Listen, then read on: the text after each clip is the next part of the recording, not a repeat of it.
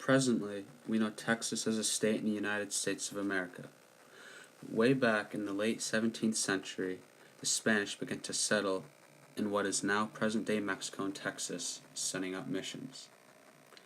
For decades, the population slowly rose, and the Texas land did not offer much in return.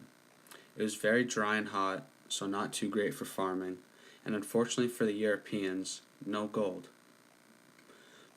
Borders with America were vague, and throughout the 19th century, land disputes between Spain and the United States resulted in tension. As a result, on February 18, 1819, Spain and America signed the Adam-Onis Treaty, also known as the Transcontinental Treaty. The treaty established borders and gave Florida to America, and Texas became part of Spain. Several years later, the Mexican Constitution in 1824 officially declared Texas, along with many other small Spanish states, a part of Mexico. After 1824, immigration into Texas started to soar.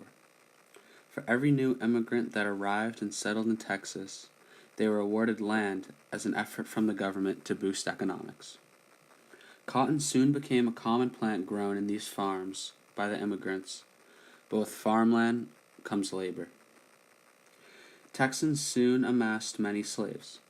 Historian Paul Lack writes about how free slaves from America would flee into Texas in search of a free life, and Texas would greet them with open arms.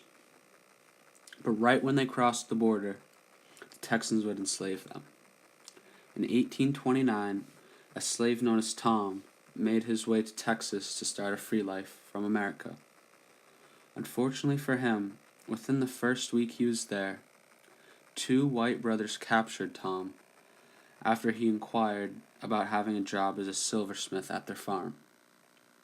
Stories like this continued to occur throughout the early 19th century in Texas.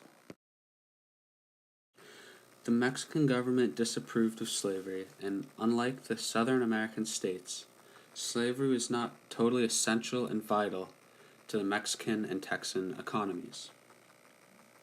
So on September 19, 1829, Mexican President Guerrero passed what he called the Guerrero Decree, which said that slavery is abolished in the Republic. In addition, those who have been now considered slaves are free. This abolishment of slavery ultimately led to what is now known as the Texas Revolution.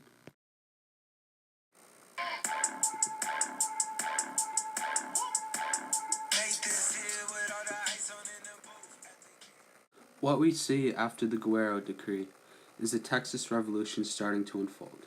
To the Texans, more slavery meant more money.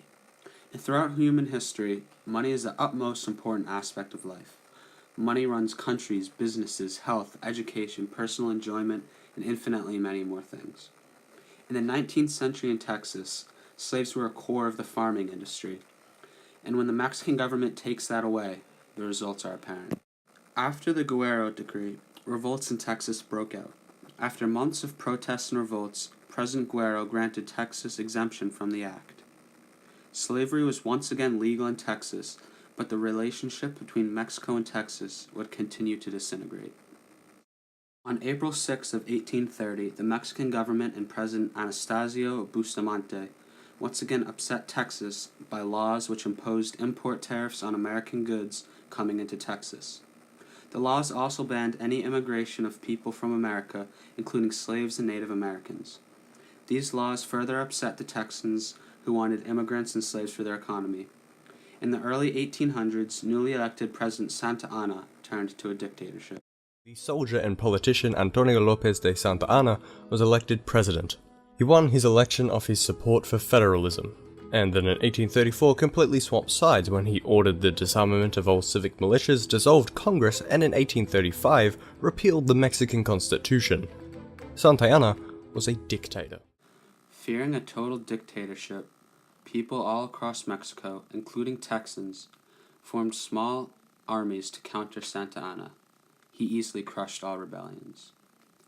Flamboyant Texan military leader Sam Houston began building an army to counter this. He was probably one of the most difficult, the most irascible, the most principled, the most opinionated man in American history.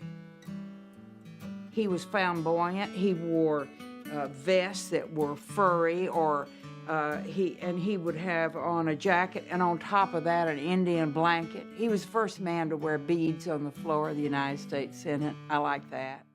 On December 12, 1835, Sam Houston, commander of the Texas Army, released a proclamation looking for volunteers to fight in the Army. He instills a sense of propaganda on the Texans by saying that they have reclaimed and rendered Texas as a cultivated country. For those who enlist in the Army, Houston promises them money and upwards of 800 acres of land. He urges Texans to defend their rights and send the opposition into the soil. He finishes up by saying, "We must meet the enemy with an army worthy of our cause, which will reflect our honor upon free men." Texas soon amassed an army to fight. After 6 months of fighting, the revolution finally came to an end on April 21st, 1836, when Sam Houston and his army defeated and captured President Santa Anna at the Battle of San Jacinto. Sam Houston was then elected president of Texas in September of 1836.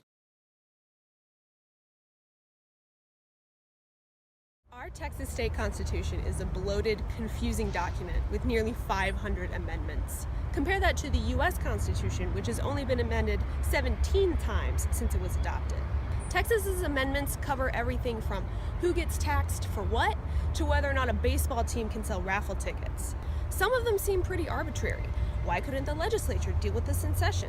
Why isn't this just in the tax code?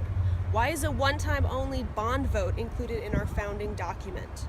Some amendments directly violate the U.S. Constitution, and others are so vitally important that it's shocking that the original writers didn't think to include them in the first place.